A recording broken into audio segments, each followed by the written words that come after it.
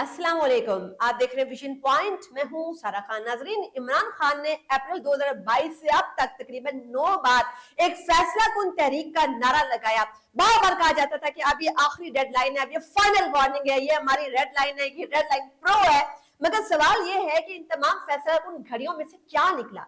25 मई को आप देखते हैं लॉन्ग मार्च का ऐलान हुआ, मगर फिर खुद फरार हो गए, तमाम क्यादत फरार हो गई, तमाम नौजवानों को सड़क के बीच में अब छोड़कर चले गए। अच्छा, उसके बाद 26 नवंबर को फिर एक आखिरी मार्च, एक फाइनल कॉल, एक फाइनल मार्च, एक रेड लाइन, मगर उसमें से अवाम गायब थे, चूंकि अवाम मजीद बेवकूफ नहीं बन सकते। आप देखिए कि 9 मई को जो एक मुनज़्ज़म दहशतगर्दी की गई पाकिस्तान की रियासत के ऊपर, पाकिस्तान की असास के ऊपर जैसे हमला किया गया, वहां पर अलग रियासती दुश्मनी बेनकाब हुई, मगर वो भी एक जो है वो समझ लो एक बहुत बड़ा यूटर्न साबित हुआ, चूंकि बार बार उसके ऊपर इनको शर्मिंदगी का सामना करना पड़ा। तमाम की तमाम इनकी सियासी क़यादत जो है वो बाद में भाग गई, और उसके बाद जो है वो उन्होंने सबने एक एक करके 9 मई वाले वाकये के ऊपर माफी मांगी।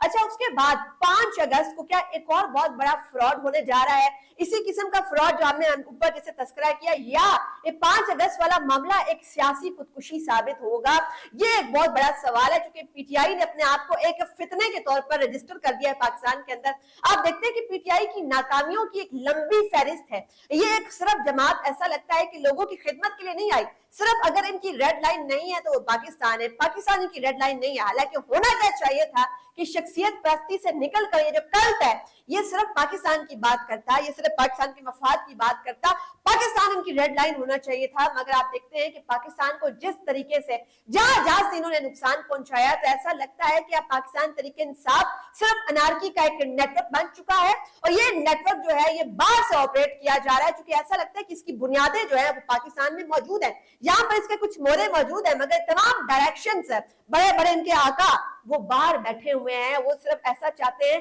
कि पाकिस्तान के नौजवानों को गुमराह किया जाए, उनके ज़हनों में पाकिस्तान की रियासत के खिलाफ, इदारों के खिलाफ जहर भरा जाए, और जो काम दुश्मन बराह रास्त हमला करके नहीं अचीव कर सकता, पाकिस्तान की रियासत को, पाकिस्तान के इदारों को, हमारी अफवाज को डायरेक्टली चैलेंज नहीं किया जा सकता। वो एक बार चैलेंज करके देख लिया हमारे एक नापाक अजली दुश्मन ने, मगर क्या निकला? कुछ भी नहीं। उसके हिस्से में क्या आता है कि एक ऐसी बदतरीन नाकामी उसके हिस्से में आती है कि अब तक जो है उसका दाग धोने से वो कासिर है। मगर आप देखते हैं कि ये मत भूले कि जो 9 मई का जो स्याह दिन था, वो एक जमात ने जिसने किया, ये वही जमात है इसका दोबारा जो है वो अवाम को बरगला रही है, खास तौर पर नौजवानों को। ये वही जमात है, नौजवानों को पहले ये चंद सवालात करने चाहिए कि क्या आपको बहकाने वाली यही जमात नहीं थी जिन्होंने लाहौर के कोर कमांडर हाउस को जला दिया था?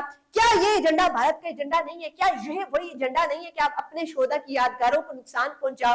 क्या एक आम पाकिस्तानी, एक मदर वतन पाकिस्तानी ये काम कर सकता है? ये तो दुश्मन का एजेंडा है, ये तो भारतीय एजेंडा है। आप देखिए, भारत भी यही चाहता है। क्या आप भारत के अलाकार बनेंगे? अच्छा, किस जमात के लिए? उस जमात के लिए जिसने अपने मीडिया सेल के जरिए से झूठ, प्रोपेगेंडा, फेक न्यूज की फैक्ट्रियां लगा रखी हैं। ये वो जमात है जो हकाइक को सुबह शाम मसक करके आपके सामने रखती है, मगर हकीकत क्या है? हकीकत ये है कि ये जमात आपको मॉब जस्टिस के ऊपर उकसा रही है। क्या पाकिस्तान के अंदर मॉब वायलेंस होना चाहिए? ये मैं नौजवानों से सवाल करना चाहूंगी। चूंकि एक ऐसा नेल्सन मंडेला जो जेल में बैठा हुआ है, जिसको बड़ा शौक है कि वो अपना नाम जो है तारीख के अंदर ऐसा नेल्सन मंडेला लिखवाए, तो वो अदालतों को फेस करने की बजाय हमारी नौजवान नस्ल को वो मॉब जस्टिस के ऊपर, मॉब वायलेंस के ऊपर क्यों उकसा रहा है कि आओ आकर जो है रियासती रिट चैलेंज करो, अदालतों को चैलेंज करो, अदालतों के खिलाफ बकवास करो, और उसके बाद आकर मुझे यहां से छुड़वा लो। तो आप अगर नेल्सन मंडेला हैं, अगर आप इतने बड़े रेवोल्यूशनरी हैं, तो आप दिन रात एक प्रोपेगेंडा फैक्ट्री अपनी रिहाई के लिए क्यों चलवा रहे हैं? क्योंकि हमने देखा ये सारा का सारा प्रोपेगेंडा सिर्फ एक फर्दे वाहिद उसी के इर्द गिर्द रिवॉल्व कर रहा है, सिर्फ उसी की जात इसमें है, सिर्फ उसके अपने है इसके अंदर, ताकि सिर्फ करप्शन से जान छूट जाए। तो ऐसे में क्या किया जाता है जी?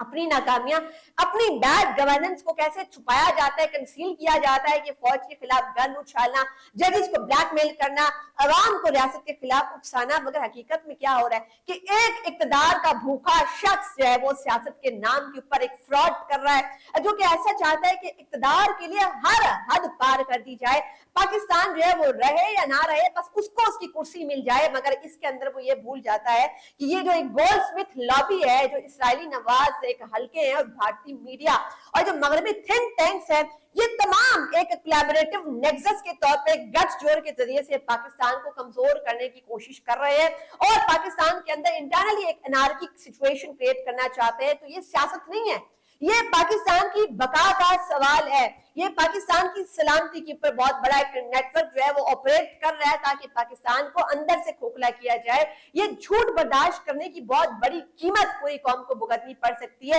اگر پاکستان کو بچانا ہے تو اس فتنے سے پاکستان کو نجات دینی ہوگی، چونکہ ایک بہت بڑی سازش ہے۔ آپ دیکھتے ہیں کہ جو بیڈ گورننس اس وقت خیبر پختونخوا کے اندر ہے وہ بھی ایسے لگتا ہے کہ وہ بھی ایک منظم سازش کے تحت ہو رہی ہے۔ آپ دیکھیں کہ یہ ایک ایسی گورنمنٹ ہے جو کہ سیلاب کنٹرول نہیں کر سکتی، جو اپنی عوام کو بیسک ریلیف نہیں دے سکتی ہے۔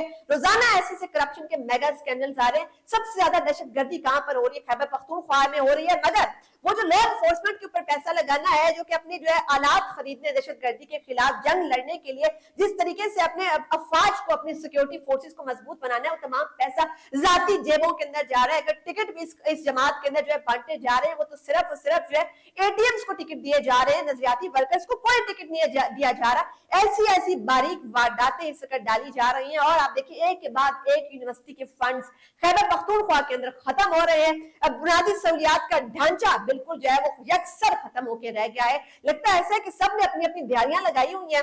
ایک مشن ہے، صرف ایک ہی مشن ہے کہ جتنا مال بنانا ہے بناؤ، اس کے بعد یہ مال صرف پاکستان سے بھی بناؤ، ساتھ میں وہ مال جو ہے بیرونی آقا جو باہر گولڈ سمتھ لابی، اسرائیلی لابی اور بین الاقوامی تھنک ٹینکس جو بیٹھے ہوئے ہیں ان سے بھی ساتھ میں مال ہڑپ کرو، مگر عوام کے سامنے ایک ریاست مدینہ کا ایک یوٹوپین خواب وہ بیچو۔ نہ ان کا کوئی ریاست مدینہ سے کچھ لینا دینا ہے، نہ ان کا کچھ پاکستان سے لینا دینا ہے، نہ ہی پاکستان کی بقا کے ساتھ، نہ ہی یوتھ کے مستقبل کے ساتھ۔ ان کا اگر کام ہے تو وہ صرف یتیموں کے، بیواؤں کے، غریبوں کے بچوں کو سہانے سپنے دکھا کر، صرف جھوٹے خواب دکھا کر اس کے بعد سڑکوں پہ لانا ہے، اور اس کے بعد سڑکوں کے اوپر جو ریاستی مشینری کے خلاف لا کر کھڑا کرنا ہے اور خود وہاں سے فرار ہو جانا ہے، بھاگ جانا ہے۔ مگر اپنے کرتوت کیا ہے کہ جب ان کو عدالتیں ان کا سامنا کرنا پڑتا ہے تو پھر انہی عوام کو جو اکسایا جاتا ہے، ان کو بہکایا جاتا ہے اور ان کو ریاست کے آمنے سامنے لا کر کھڑا کیا جاتا ہے۔ آپ کب تک یوتھ کو شیلڈ بناتے رہیں گے؟ آپ کب تک یوتھ کو گمراہ کر کر ایک ڈھال کے طور پر یوز کرتے رہیں گے، استعمال کر کے ٹیشو پیپر کی طرح پھینک دیں گے؟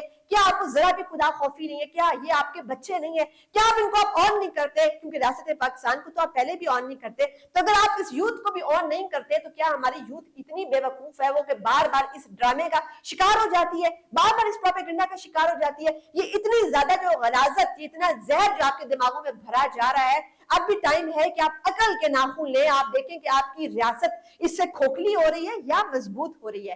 مزید تبصرے تجزیے دیکھنے کے لیے دیکھتے رہیے ویژن پوائنٹ۔